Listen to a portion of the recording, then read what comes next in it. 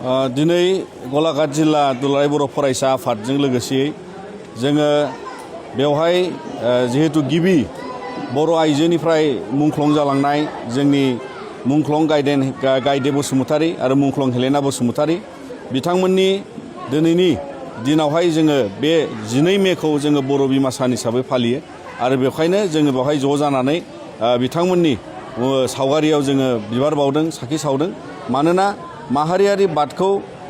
जि जोंनि बर'नि गेजेराव जोङो मोनदांबोदों मिथिबोदों जे सोमावसारनाय आरो गावनि मोनथायखौ गावनि बर'नि बा बर'फोरनि जि जोङो नासयजानाय गादब जानायनिफ्राय उदां जानो थाखाय बयबो सोमावसारनायाव बारसोमदोंमोन आरो बेयावनो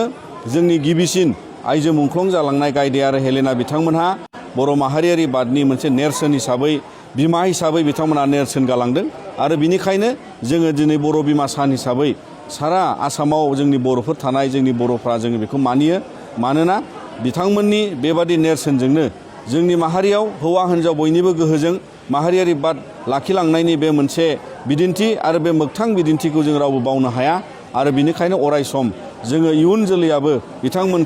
बिथांमोननि मान आरो हारिनि माहारियारि बादखौ फोजाखांना लाबोनायनि मोनफा मोनफा जे बिदिन्थि गालांबाय बेखौ जों अराय सम मान होलांनांगौ होननानै दुलाराय बर' फरायसा आफादा जों सानो आरो बेखायनो जों बयबो हारिखौ बेबादि सांग्रांथियाव दावगालांनो थाखाय जोङो खावलायो।